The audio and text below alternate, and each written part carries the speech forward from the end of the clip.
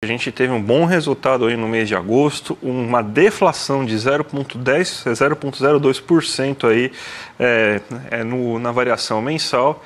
E a gente montou aqui um gráfico aqui para a gente começar a entender aí tudo o que aconteceu. Primeiro, assim, vamos falar de uma maneira mais geral. A gente teve 3 grupos aí que ajudam a explicar bastante o que aconteceu com a inflação. Primeiro, o grupo de alimentos, com uma queda de 0,44% no geral. Se a gente pegar só os alimentos em domicílio, a gente tem até aqui o dado aqui, 0,73% aí só na alimentação em domicílio, ou seja, aquilo que a gente compra para comer em casa. Compra no mercado, na feira, na açougue e tudo mais. Então você teve uma queda bem expressiva desses alimentos. Você teve uma queda no grupo de habitação puxada pela energia elétrica e você não teve pressão dos combustíveis nessa vez, porque o grupo transporte, se a gente pegar no agregado, ele subiu 0, então ele não teve nem alta nem queda, puxado pelo preço da passagem aérea principalmente, mas a gente teve esses 3 grupos aí ajudando bastante aí a controlar a inflação. A gente pega aqui alguns itens selecionados para a gente observar. Ó. Então você tem arroz caindo 0,95, feijão 4,1. Aqui esses itens que são produzidos aqui perto dos grandes centros, que são produzidos aí de forma in natura, que eles são bem sensíveis aí a questões climáticas. Batata, tomate, cebola, cenoura caindo mais de 16, 17% aí nesse mês. A gente tem que as hortaliças também caíram. Frutas começaram a se elevar aí o preço aí nesse momento. Leites e derivados caiu. Energia elétrica caiu bastante, um dos principais focos aí de queda da inflação.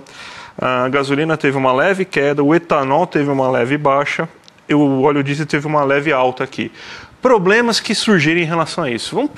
Primeiro ponto, que muito bem, obrigado à inflação desse mês, daí a gente vê assim, se tudo ocorresse normal, a gente imaginaria o seguinte, o clima estava melhorando, a gente está no inverno ainda, né? Não saímos do inverno, então o clima mais ameno, a gente estava conseguindo melhorar a nossa produção de itens, principalmente esses itens que a gente consome in natura, né? Hortaliças, tudo que a gente está vendo aqui que caiu de fato, né? Batata, tomate, cebola e tudo mais aí. Então a tendência era que continuasse essa queda desses itens. O grande problema é que a gente não imaginava que iam começar a colocar fogo no Brasil a partir do mês de setembro, né? E aí a gente começa a ter uma incerteza, né? Porque se não acontecesse nada, a tendência era que você tivesse essa queda. Mas agora, com toda essa estiagem, essa situação aí do fogo aí que está começando a aparecer aqui no Brasil, todo esse clima, São Paulo tá difícil de respirar, tá um sol bem forte, só que ao mesmo tempo aí você não tem o céu azul, o céu tá cinza, o céu tá uma fumaça só, então isso aí já atrapalha bastante aí a produção desses itens in natura. Energia elétrica que caiu, estiagem vindo aí com força, provavelmente a gente vai ter que sair da bandeira verde para a bandeira vermelha assim logo de cara, então vai ser um impacto muito grande em relação a isso. Então o que a gente vai ter nos próximos meses? Provavelmente um choque de oferta vindo principalmente da energia elétrica e dos alimentos por causa de questões climáticas. E a taxa de juros não resolve isso, então já começou-se um movimento aí de, gente, a inflação está baixa aí, mas a gente está vendo pressões inflacionárias futuras para os próximos meses, então para a inflação ficar dentro da meta esse ano tem que aumentar a taxa de juros na próxima reunião.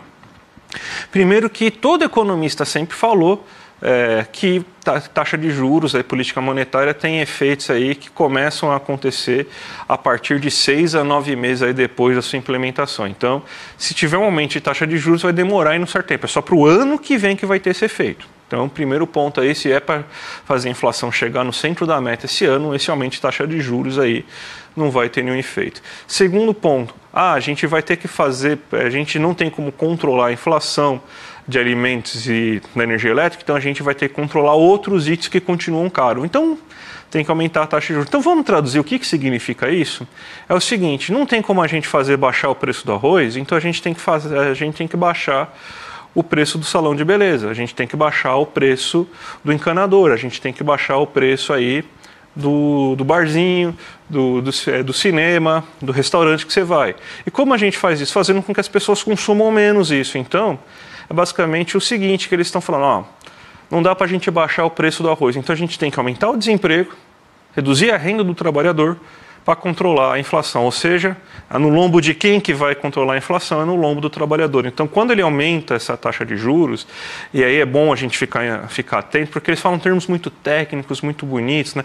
Não, porque você está com problemas na inflação de serviços, os serviços estão caros, então a gente tem que arranjar mecanismos para controlar a inflação. Não, o que ele quer é aumentar desemprego, reduzir renda, para fazer com que a inflação de demanda seja reduzida. Ou seja, já que ele não consegue controlar o preço do arroz e do feijão, ele vai lá, ele vai tirar o emprego das pessoas. Alguns sacrifícios serão necessários. Então essa aí é vamos dizer assim, a tradução sobre o que vai comer, na narrativa que está sendo construída já desde essa manhã, que mesmo com a inflação baixa, com essa deflação, perdão, gente, mesmo com essa deflação, ainda vai ser necessário aumentar a taxa de juros, porque as pressões inflacionárias vão vir forte no futuro. Então, só para ligar a tecla, só para vocês ficarem bem atentos aí com esse novo discurso aí que vocês vão ver hoje nos canais aí de TV a cabo aí com economistas liberais, na rádio com os economistas liberais, ou seja, em 90% dos lugares, porque economista heterodoxo e progressista vocês só vão ver aqui nesse programa mesmo.